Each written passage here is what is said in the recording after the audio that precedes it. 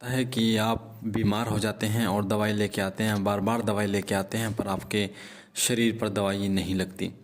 बहुत परेशान हो जाते हैं। कई लोगों के साथ ऐसा भी होता है कि शरीर में कोई गांठ बन जाती है। बहुत जगह से इलाज कराया पर आराम नहीं होता, या फिर कई बार पैरों में इतना दर्द भर जाता है कि चलने में इतनी परेशानी हो जाती है कि वो चल ही नहीं सकते। जगह जगह पर वो इलाज कराते हैं, पैसा देते हैं, सिर्फ बर्बादी ही हाथ लगती है और कोई इलाज उनको नहीं मिलता। तो आखिर ऐसा क्यों होता है? मैं आपको एक बात बता दूं कि जिन लोगों के शरीर में प्रेत बाधा की परेशानियां होती हैं, किसी ने चौकी छोड़ रखी है, कोई प्रेत किसी के शरीर पर लग गया है। अधिकतर बात मैं माता बहनों की कहना चाहूँगा, क्योंकि माता बहनों के साथ ऐसा होता है। जो महिलाएं होती हैं उनके साथ ऐसा अधिकतर होता है। और वो क्यों होता है? महिलाएं, आप बालाजी जाते हैं, आप किसी सिद्धपीठ स्थान पर जाइए, आप बाबा त्रिलोक भारती के स्थान पर जाइए, या जो जागृत स्थान है वहाँ पर जाइए। वहाँ पर जब कोई प्रेत बाधा से युक्त व्यक्ति खेलता है तो अधिकतर महिलाएं होती हैं, पुरुष बहुत कम होते हैं।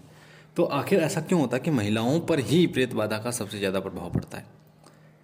पहली बात तो ये कि महिलाओं के कुछ शरीर के अंग इतने नाजुक होते हैं जिनकी महक के द्वारा ये प्रेत बाधाएं बहुत जल्दी उनके ऊपर असर करती हैं और उनके शरीर में प्रवेश कर जाती हैं, आकर्षित उनकी तरफ बहुत जल्दी होती हैं। पहला, मासिक धर्म।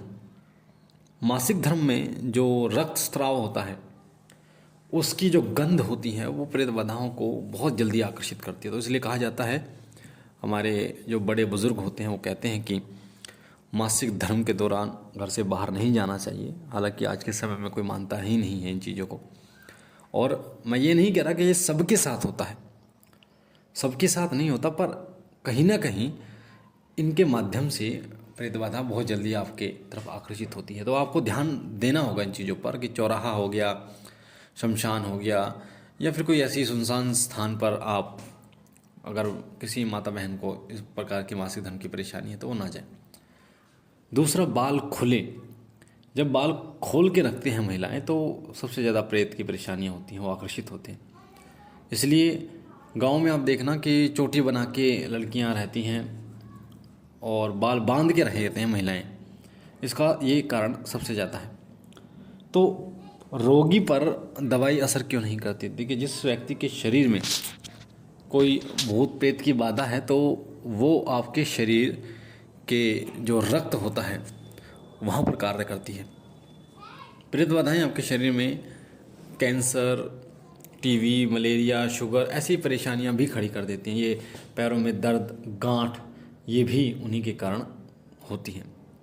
मैं अब ये नहीं कह रहा कि ये सब अंधविश्वास है, बीमारियां जो हैं वो प्रेत ही उत्पन्न करते हैं, मैं ये नहीं कहना चाह रहा। आप अगर डॉक्टर बनना चाहते हैं तो डॉक्टर के बारे में आप जब पढ़ते हैं तो आपको पता चलता है। आप अध्यापक बनना चाहते हैं, टीचर बनना चाहते हैं, तो टीचर के विषय में पढ़ते हैं तो उसके बारे में आपको जानकारी होती है। उसी प्रकार भक्ति भक्ताई से जुड़ी जानकारी में अगर आप जाते हैं तो आपको समझ में आता है इन चीज़ों के विषय में कि ये चीज़ें भी होती हैं और ये चीज़ें कार्य कैसे करती हैं। और हमारे पास तो बहुत सारे ऐसे केस आए हैं, जो गांठ वाले केस भी आए हैं कि गांठ थी और वो कौन प्रेत जो था उसके शरीर में, वो उसके शरीर में गांठ उत्पन्न कर रही थी, जब उसको हटाया गया तो गांठ गायब हो गई। तो ऐसा ऐसा होता है। तो जो प्रेत होता है वो आपके खून में जाकर बैठता है और उसको 1.25 महीना लगता है। वो आपके शरीर पर एकदम कब्जा नहीं करता। आपके शरीर में जिस दिन वो प्रवेश करता है तो धीरे धीरे आपके शरीर को अपने कब्जे में, धीरे धीरे वो शरीर में अपना पूरा कब्जा करना शुरू करती है और लगभग 1.25 महीने लगता है उसको आपके शरीर के सबसे अंदरूनी हिस्से, यानी कि जो कोशिका होती है, सेल कहते हैं, और रक्त में बैठकर वो अपना कार्य करती है।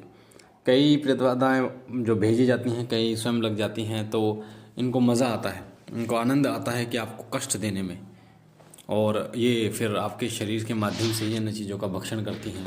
खाना वाना जो भी है खाती हैं, आनंद लेती हैं, यहाँ तक कि जो गृहस्थी जीवन का सुख भी है ये पत्नी के साथ, ये वो आपके ये लेती हैं।